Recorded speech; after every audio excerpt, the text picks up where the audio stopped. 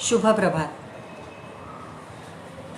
मैं doctor Nabha Kakade, social college Solapur. इयम धम्मलिपि इस वेबिनार में शामिल resource person doctor Atul Bhosekar ji, doctor Priyadarshi Khobragade ji, doctor Dhammapal Mashalkar ji और सभी पार्टिसिपेंट्स। आज बहुत ही अहम विषय पर आधार फाउंडेशन ने ये वेबिनार रखा है, इसलिए आधार के संचालक डॉक्टर धम्मपाल जी और मयूरेश खड़के जी और सभी सदस्यों का अभिनंदन करती हूँ। अभिनंदन इसलिए कि धम्मलिपि पर पूरे देश में किताबें लिखी गई, लेख लिखे गए, लेकिन वेबिनार पहली बार हो रहा है। आधार फाउंडेशन के माध्यम से भाषा एवं लिपि संशोधन केंद्र की ओर से धम्मलिपि और मोडी लिपि के वर्ग लिए जाते हैं। सालों से हम सोचते थे ये लिपि ब्राह्मी लिपि क्यों है। दिल्ली गए थे, सारनाथ गए थे, हैदराबाद भी जाके आए। जब भी हम सम्राट अशोक के शिलालेख देखते थे तो ये सोचते थे इस लिपि और भाषा पर हमें भी अध्ययन करना चाहिए, और हमने इसकी शुरुआत भी की।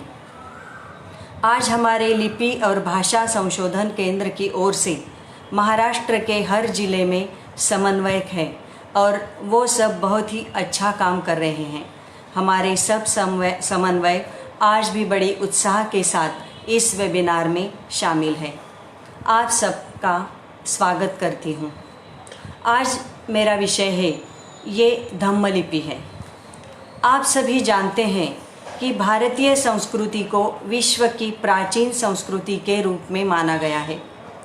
आज विविधता में एकता और शांति के साथ रहने वाली संस्कृति, ये हम हमारे देश की विशिष्टताएं मानते हैं। विभिन्न जाति, विभिन्न धर्म, विभिन्न रीति रिवाज, भाषा हमारे देश में है, फिर भी हम एक ही देश के नागरिक हैं। हम सब भारतीय हैं और अपनी संस्कृति के लिए भी समर्पित हैं। सामाजिक संबंधों को बनाए रखने के लिए हम अच्छे सभ्याचार को भी जानते हैं। हिंदू और बौद्ध धर्म के जन्मस्थल के रूप में भारत को पूरी विश्व में जाना जाता है, पहचाना जाता है। बहुत से गुणों से परिपूर्ण हमारी संस्कृति है। भारत की राष्ट्रीय भाषा हिंदी है।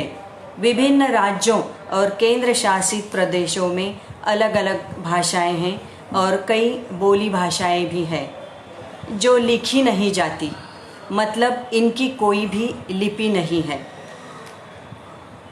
हमारे यहाँ कहावत है, कोस कोस पर पाने और बदले चार कोस पर बानी। कोस कोस पर पानी और बदले चार कोस पर बानी। वैसे तो आदिम युग से लेकर वर्तमान समय तक यूँ तो विश्व में विभिन्न भाषाएं, बोलियां, लिपियां विकसित हुई हैं। आप सभी जानते हैं कि सांस्कृतिक संघर्ष के कारण कुछ प्राचीन बोलियां और लिपियां विलुप्त भी हो चुकी हैं, और ऐसा भी है कि कुछ बदले रूप में विस्तारित भी हो गई है।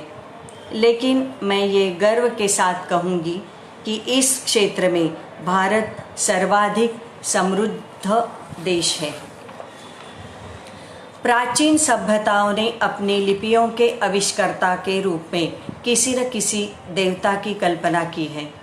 भारत में किसी भी भौतिक कृति को जो आश्चर्यजनक होती है या उसमें नवीनीकरण है, उसे दैवीय माना जाता है। वेदों को भी अपौरुषेय माना गया है। वर्ण व्यवस्था भी दैवीय मानी गई है। लेकिन आज वर्ण व्यवस्था हम मान सकते हैं क्या? चार वर्ण ब्रह्मा के चार अवयवों से निकले और हजारों सालों तक यही सत्य माना गया। ये वर्ण व्यवस्था हजारों सालों तक चलती रही। इसको हम आज मान सकते हैं? फिर ये अवयवों से निकली चार वर्ण, सालों तक हम इसे सत्य और सही क्यों मानते रहे? क्योंकि ये आश्चर्यजनक है और इसमें नवीनीकरण है, इसलिए इसे दैवीय कहा गया था। फिर ब्राह्मी का ऐसा क्यों नहीं हो सकता? वर्ण व्यवस्था के खिलाफ हमारे देश के महापुरुषों ने कदम उठाया। आप तो जानते हैं, बहुत सारे महापुरुषों ने पूरे देश में वर्ण व्यवस्था के खिलाफ आवाज़ उठाई और वर्ण व्यवस्था पूरी नष्ट होने के लिए प्रयास किया था। और मानवता इस मूल्य के आधार पर पूरे देश में लड़ाई लड़ी गई थी। आप ये पूरा इतिहास सभी जानते हैं। इस विषय में यहाँ विस्तार से बताना ज़रूरी नहीं समझती, लेकिन इसका उल्लेख करना मैं ज़रूरी समझ रही हूँ। मैंने अभी कहा, मानवता इस मूल्य के आधार पर महापुरुषों ने लड़ाई लड़ी। हम हर धार्मिक ग्रंथ का एक एक शब्द आज अपना सकते हैं। आज के ज़माने के हिसाब से बदलते वातावरण, बदलती विचारधाराएं, विज्ञान और तंत्रज्ञान के आधार पर हम बदल तो रहे हैं ना। ये बात बिल्कुल सही है कि कुछ धार्मिक ग्रंथों में ब्राह्मी लिपि का जिक्र किया है, लेकिन एक बात हमें समझना ज़रूरी है कि जिसका उल्लेख हम ब्राह्मी कर रहे हैं, इसकी वर्णमाला की हमें पहचान थी। ब्राह्मी में जो इयम धम्म लिपि है, ये बहुत ही देर से पढ़ा गया है और आज इस लिपि को हम पढ़ रहे हैं, लिख रहे हैं, तो जाहिर है कि लोगों के मन में ये प्रश्न चिन्ह है, अरे यहाँ तो स्पष्ट लिखा है कि ये धम्म लिपि है, तो ब्राह्मी ये नाम क्यों देना। दूसरी बात ये है, जैसे जैसे अन्वेषण हो रहा है वैसे वैसे हमें भी बदलना चाहिए कि नहीं। फिर अन्वेषण का मतलब क्या है? अन्वेषण किसे कहेंगे हम? आज भी सिंधु संस्कृति की लिपि का हम अन्वेषण कर रहे हैं। ईसा पूर्व 3500 से ईसा पूर्व 2000 तक रही ये संस्कृति बहुत ही विकसित संस्कृति है, ये भी आप सब जानते हैं। वहाँ पहला सील मिलने के बाद वहाँ की लिपि समझने के लिए, पढ़ने के लिए काम शुरू हो गया। वहाँ की बहुत ही सुंदर चित्रलिपि का समझना आज ज़रूरी हो गया है। एरावथन महादेवन ने इस पर बहुत ही अच्छा काम किया है। उन्होंने 3573 लाइंस की स्टडी की है। आशा करती हूँ कि इस लिपि के पढ़ने का काम बहुत ही जल्द पूरा होने का है। मेरा सवाल ये है कि इस लिपि को हम कौन सा संबोधन देने वाले हैं, अर्थात सिंधु लिपि। ये अमान्य करने का कुछ कोशिश नहीं हो सकती, क्योंकि ये सिंधु संस्कृति थी और सिंधु लिपि समझो हम माने तो अमान्य करने का कोई मतलब नहीं है। लिपि ये शब्द स्त्रीलिंग है, आप सभी जानते हैं, इसलिए ये जो लिपि धम्म लिपि है इसको ब्राह्मी कहा गया है। नहीं तो समझो ये शब्द, ये वर्ड पुल्लिंग होता तो हम इसे ब्रह्मा कहते। ब्रह्मा ये देवता अपनी जगह है और हमारी संस्कृति और सभ्यता में ब्रह्मा को मानने वाले हैं। हम उनको मना नहीं करते और हम उनका अनादर भी नहीं करते। हमारी राज्य घटना ने, हमारी कॉन्स्टिट्यूशन ने ये सब अधिकार सबको दिया है। कौन कौन सी देवता को मानेंगे और कौन सी देवता को नहीं मानेंगे वो व्यक्तिगत उनका प्रश्न है, लेकिन हम ब्रह्मा को मानने वाले को विरोध नहीं करते। हमें ब्रह्मा का भी विरोध नहीं है और ब्राह्मी इस शब्द का भी विरोध नहीं। ब्रह्मा को मानने वालों को दुखाने का तो बिल्कुल हमारा इरादा नहीं है। हमारा आक्षेप ये है कि लिपि को ब्राह्मी क्यों कहें, जब पूरी स्पष्टता से सम्राट अशोक ने इयम धम्म लिपि लिखा है, तो क्यों नहीं मानने का कि ये धम्म लिपि है। थोड़ी देर के लिए सोचो, यदि सम्राट अशोक ने इयम धम्म लिपि ये अपने शिलालेख में नहीं लिखा होता तो बात अलग थी, तो इस लिपि को ब्राह्मी लिपि कहा जाता तो कदाचित आक्षेप का सवाल ही नहीं आता था। लेकिन स्पष्टता से लिखा है तो धम्म लिपि क्यों नहीं मानने का। भाषा लिपिबद्ध हो सकती है, लेकिन प्रत्येक लिपि भाषाबद्ध नहीं हो सकती। उदाहरण के रूप में सिंधु संस्कृति की लिपि का हम उल्लेख कर सकते हैं। यह लिपि वाचनीय यानी भाषाबद्ध नहीं हो सकती, परंतु अशोक सम्राट ने जिस लिपि का उपयोग किया है उस लिपि में पाली भाषा का उपयोग हुआ है। यह पाली भाषा प्राचीन समय में जनसमूहों की भाषा थी और इसी कारणवश सम्राट अशोक ने इस लिपि में पाली भाषा का उपयोग किया है। ब्राह्मी यह शब्द ब्रह्मा से संबंधित है, आप सभी जानते हैं, मैं भी जानती हूँ। मैं क्षमा प्रार्थी हूँ, परंतु ब्रह्मा कोई ऐतिहासिक पुरुष नहीं है, ये मेरा विचार है। जो पुरुष ऐतिहासिक नहीं, जिसका कोई भौतिक स्वरूप होने की कोई भी साक्ष्य नहीं, वह लिपि जो एक भौतिक लिपि है उसकी निर्मिति कर सकता है? आप इसे मान सकते हैं? विज्ञान के इस युग में हम ये कैसे मानेंगे कि ये लिपि किसी देवता ने बनाई है? यह लिपि किसी दूसरी लिपि से उत्पन्न हुई, ये बात विद्वान मान्य कर सकते हैं, लेकिन इसका ये तो अर्थ नहीं कि यह इकलौती ऐसी लिपि है जो किसी दूसरी लिपि से उत्पन्न हुई है। संसार की कोई भी लिपि स्वयंभू नहीं है। मिस्र की प्राचीन लिपि जिसे चित्रलिपि कहा जाता है, उसकी निर्मिति सृष्टि में जो विभिन्न घटक है उसका उपयोग करके ये चित्रलिपि बनाई गई हैं, जिसे ब्राह्मी कहा गया है, जो वास्तव में धम्म लिपि है। उस लिपि के अक्षर यदि किसी अज्ञानी को बताएं तो समझ नहीं पाएगा, लेकिन उस लिपि पढ़ने के बाद, उस लिपि के शब्दों का उच्चारण करने के बाद अज्ञानी मानव भी उस लेख में क्या संदेश है समझ जाएगा, क्योंकि उस लिपि में पाली भाषा का उपयोग किया है। सम्राट अशोक ने इसे धम्म लिपि ये नाम देने का भी एक कारण है। उसके बहुतांश शिलालेख भगवान बुद्ध के धम्म से संबंधित है, इसी कारण उसने धम्म लिपि नाम दिया है। धर्म ग्रंथों में आपके मन में ये प्रश्न चिन्ह शायद ही आ जाएगा कि धर्म ग्रंथों में ब्राह्मी नाम है। धर्म ग्रंथों में ब्राह्मी ये नाम ज़रूर है, लेकिन धर्म ग्रंथों का लेखन कब हुआ इसका भी जिक्र करना बहुत ज़रूरी है। धर्म ग्रंथों का लेखन ईस्वी सन के दूसरे शतक के बाद हुआ है। ललित विस्तर का उल्लेख किया जाता है, क्योंकि ललित विस्तर में ये जो ब्राह्मी लिपि है इसका नाम ब्राह्मी लिपि ऐसा ही आया है। उसका लेखन ईस्वी सन के पहले शतक में हुआ है और यह ग्रंथ में लिखा गया है कि ये ब्राह्मी लिपि है। और भारतीय धर्म ग्रंथों का लेखन ईस्वी सन के तीसरे शतक के बाद हुआ है। बौद्ध ग्रंथ ललित विस्तर में 64 लिपियों के नाम दिए गए हैं। इनमें ब्राह्मी और खरोष्टी के भी उल्लेख हैं।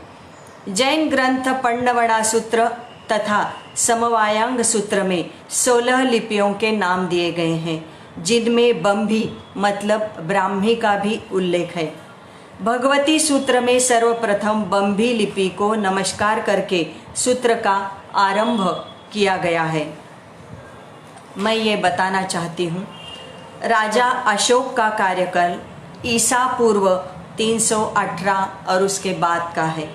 सम्राट अशोक के 400, 500, 600 साल बाद ये ग्रंथ लिखे गए हैं। ये तो ध्यान में रखना चाहिए कि नहीं, इसका तो विचार करना चाहिए कि नहीं। आज हम जानते हैं कि लिपियां मानव की कृतियां हैं। हर एक लिपि मानव ने बनाई है। दुनिया में जो चीज़ें हैं वो सब मानव ने बनाई है। इसका विकास भी मानव ने किया है। लिपियां भी मानव की कृतियां हैं। इसका विकास भी मानव ने किया हुआ विकास है। उन्हें देवता ने नहीं बनाया है, ये तो हमें मानना पड़ेगा कि नहीं। आज विज्ञान युग में हैं हम, तंत्रज्ञान युग में हैं हम, और आज भी ब्रह्मा ने ये लिपि बनाई ऐसा कहे तो हम विज्ञान को पीछे धकेल रहे हैं, तंत्रज्ञान को नहीं मान रहे। इसका मतलब ये होने वाला है, ये भी ध्यान में रखना चाहिए। प्राचीन काल में जटिल वस्तु को रहस्यमय बनाने के लिए और रहस्यमय बनाए रखने के लिए किसी देवता की मुहर लगाई जाती थी। ये बार बार मैं इसलिए बता रही हूँ। लेकिन आज हम तो जानते हैं ना, लेखन कला ईश्वर निर्मित नहीं है, बल्कि ये बिल्कुल मानव निर्मित है और मानव की बौद्धिक सृजनता का ये आविष्कार है। ये तो हमें मानना ही पड़ेगा। प्रश्न पुनश्च यही है, इसे ब्राह्मी यह नाम देना उचित है या धम्मलिपि? इसमें धम्मलिपि का अर्थ क्या है ये भी जानना मैं ज़रूरी समझती हूँ। धम्मलिपि इसका अर्थ केवल धर्मलेख ऐसा होता तो सम्राट अशोक ने अपने लेखों में लेख यह शब्द उपयोग में लाया नहीं होता। धम्मलिपि का अर्थ धर्माज्ञा भी नहीं है। धर्माज्ञा के लिए सम्राट अशोक ने अन्य शब्द का उपयोग किया है, वो शब्द है धम्म संगष्ठी। इसी कारण से धम्मलिपि का अर्थ धम्म नामक लिपि इतना ही है और यही अर्थ लेना उचित होगा। अपने लेखों में सम्राट अशोक ने नैतिक उन्नति को महत्वपूर्ण स्थान दिया है। ये हम जानते हैं, पढ़ते भी हैं। अपने जीवन में कुछ घटनाओं के बाद इसका पालन करने की पूरी कोशिश उन्होंने की थी। बौद्ध धर्म के सिद्धांतों का, मूल्यों का, उपदेश का आधार और आदर उन्होंने किया और जिन सिद्धांतों के पालन से यह नैतिक उत्थान संभव था, अशोका के लेखों में उन्हें धम्म कहा गया। दूसरे और सातवें स्तंभ में और उनके लेखों में राजा अशोक ने धम्म की व्याख्या की है।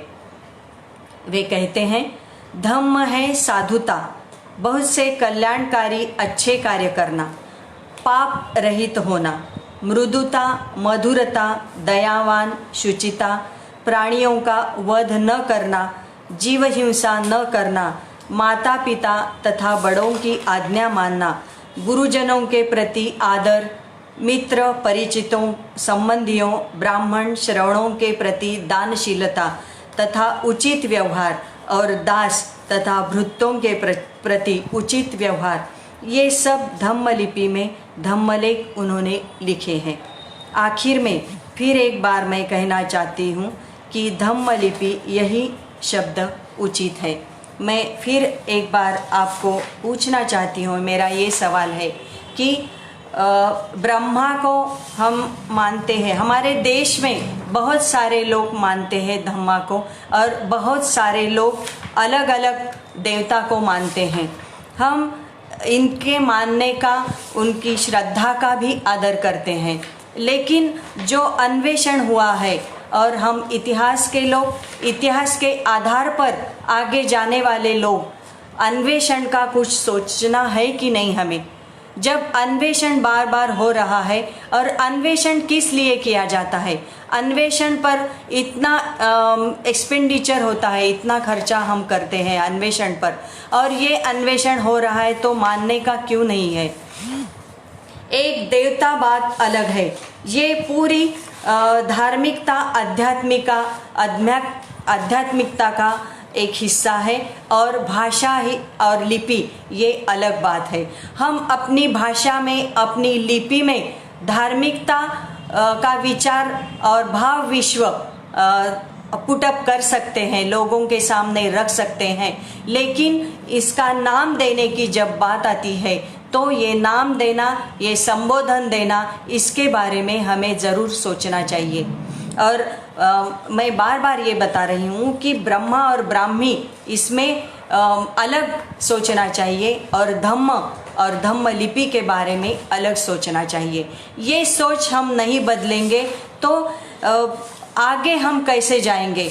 हम बार बार ये कहते हैं और हमारी संशोधन या अन्वेषण में बार बार ये कहते हैं कि विज्ञान और तंत्रज्ञान और अन्वेषण आगे जाने के लिए हमें पढ़ना चाहिए, हमें कुछ खोजना चाहिए, इतिहास का आधार लेना चाहिए। तो इस इतिहास के आधार पर जो धम्मलिपि अज्ञान लोग हम हैं और धम्म लिपि का हमें ज्ञान हो रहा है, तो ये धम्म लिपि का स्वीकार हम क्यों नहीं कर रहे। इसलिए मेरा ये मानना है और मेरा ये कहना है कि धम्म लिपि आगे जाए और धम्म लिपि हम धम्म लिपि के बारे में सोचें, धम्म लिपि पढ़ें। इसलिए मैं आपको, आप सबको मेरा ये आग्रह रहेगा, मेरी ये विनती रहेगी कि आप धम्म लिपि के बारे में सोचें और इसके बारे में अध्ययन करें। और ये अध्ययन होने के बाद आपको ज़रूर लगेगा।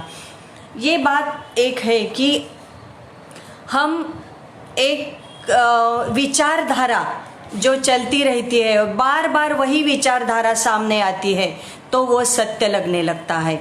यही आज हमारे देश में हो रहा है कि एक विचारधारा बदलने के लिए बहुत साल लगते हैं, बहुत सालों तक इसका अध्ययन करना पड़ता है।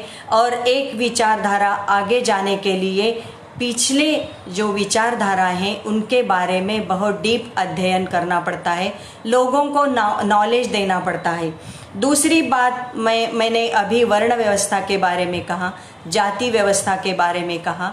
वर्ण व्यवस्था भी हमारे धर्म ग्रंथ के आधार से हमारे समाज में अस्तित्व में आई है और प्रचलित होती गई है।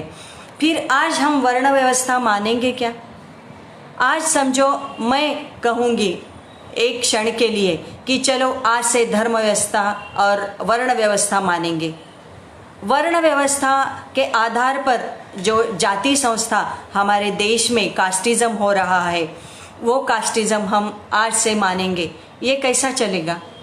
ये वर्ण व्यवस्था के खिलाफ इतना लड़ना है क्योंकि अन्वेषण हो रहा है, लोग वास्तविकता क्या है इसके बारे में सोच रहे हैं। ये पूरी वर्ण व्यवस्था के खिलाफ में जो लड़ाई हम लड़ रहे हैं उसका एक बेस है और वो बेस है मानवता। और इस मानवता में स्वतंत्रता और सोच ये भी बेस है। और मानवता ये मूल्य जब हमने स्वीकार किया है तो ये मानवता, ये मूल्य में स्वतंत्रता ये भी बात आती है। और सोचना, विचार शक्ति, ये भी बात आती है। जब विचार शक्ति हम जागरूक कर रहे हैं तो एक विचारधारा जो हमारे समाज में नुकसान पहुंचा रही है, वो विचारधारा बदलने की कोशिश क्यों नहीं करने का? और ये ज़रूर करने का है हमें। इसलिए ये मैं फिर एक बार बता रही हूँ कि किसी का धार्मिकता, किसी की आध्यात्मिकता, ये हमारी राज्य घटना ने, कॉन्स्टिट्यूशन ने दिया हुआ हक ज़रूर है, लेकिन जो नुकसान पहुँचाने वाली घटक है, नुकसान पहुँचाने वाले मूल्य है, उसका बदलना ये भी हक हमारी राज्य घटना ने दिया है। और अन्वेषण करके जब अन्वेषण में कुछ सिद्धांत सामने आते हैं, वो सिद्धांतों का मानना भी हमारे लिए बहुत ज़रूरी है। और ये सिद्धांत हम नहीं मानेंगे तो हमारा देश विकसित नहीं हो सकता। और हमारा देश विकसित होने के लिए दूसरा एक उदाहरण मैं देना चाहती हूँ कि हमारे धर्म ग्रंथों में महिलाओं को महिला ये पिछड़ी जात है, ये तो हम जाहिर मानने लगे हैं कि धर्म ग्रंथों की विधि में महिलाओं के लिए बहुत सारे अधिकार को अमान्य किया गया है। तो ये धर्म ग्रंथ है, इसलिए आज हम मान सकते हैं क्या? धर्म ग्रंथ का एक एक वर्ड, एक एक शब्द आज हम मानने लगे तो ये धम्म लिपि स्वीकार करना बहुत ही मुश्किल होने वाला है। तो इसलिए मेरा ये कहना है कि धर्म ग्रंथ ठीक से पढ़ें और धर्म ग्रंथ के आधार पर जो हमारे देश के, हमारे समाज के सुधार के लिए, विकास के लिए जो नुकसान कारक है वो हमें छोड़ देना चाहिए और हमारे विकास के लिए अन्वेषण के हिसाब से, इतिहास के हिसाब से, इतिहास के सिद्धांतों के हिसाब से हमें आगे जाना है। और हम आगे जाएं तो हमारा देश विकसित होने वाला है। दूसरी बात ये है, हमारे देश में जिसे संबोधन वर्ण व्यवस्था में चौथा वर्ण दिया गया है, चतुर्थ वर्ण संबोधा गया है जिसे दलित कहा गया है। बहुजन समाज ये मैं बताऊंगी आपको, और ये बहुजन समाज बहुत सारी संख्या में है और इनका जो काम है वही काम हम आज मानने लगे क्योंकि धर्म ग्रंथ ने कहा है तो हमारा देश का विकास हो जाएगा। ये नहीं हो सकता। ये एक एक सिद्धांत और एक एक मुद्दा हम सामने लेकर कहेंगे कि ये मानने का है, ये नहीं मानने का है, तो आपको ज़रूर इस बात पर विचार करना चाहिए कि हमें ये धम्म लिपि पर भी फिर एक बार बड़ी सोच आगे लानी चाहिए। ब्राह्मी लिपि या धम्म लिपि ये दो बातें कैसी अलग अलग करने का है, ये आपको तय करने का है और आपको मानणे का आहे। भाषा ही वर्ण व्यवस्थेवर ठरत नाही। मी यासाठी एक प्रश्न इथे आलेला आहे, भाषा ही वर्ण व्यवस्थेवर ठरते का? अजिबात ठरत नाही। भाषा ही वर्ण व्यवस्थेवर ठरत नाही, परंतु ब्राह्मी जो हा शब्द आलेला आहे तो धर्मग्रंथातून आलेला आहे आणि धर्मग्रंथांच्या मधून आपण सगळ्या गोष्टी जर मानत राहिलो तर चालणार आहे का? जेव्हा संशोधन झालेलं नव्हतं तोपर्यंतच्या गोष्टी वेगळ्या होत्या। संशोधन झाल्यानंतर त्या स्वीकारणार आहोत की नाही त्यासाठी उदाहरण म्हणून मी वर्णव्यवस्थेचा मुद्दा घेतलेला आहे, कारण वर्णव्यवस्था ही धर्माने सांगितली, धर्मग्रंथांनी सांगितलेली आहे, म्हणून मी हा मुद्दा घेतलेला आहे। एक विचार करत असताना त्याच्या बाजूनी अनेक विचार केल्याशिवाय आपल्याला हा मुद्दा पुढे नेता येत नाही, म्हणून मला त्याचा आधार घ्यावा लागला है। तो मैं इस बात से मेरा ये लेक्चर पूरा करना चाहती हूँ कि इयम धम्मलिपि पर फिर एक बार सोचने का वक्त आया है। नमस्कार, धन्यवाद।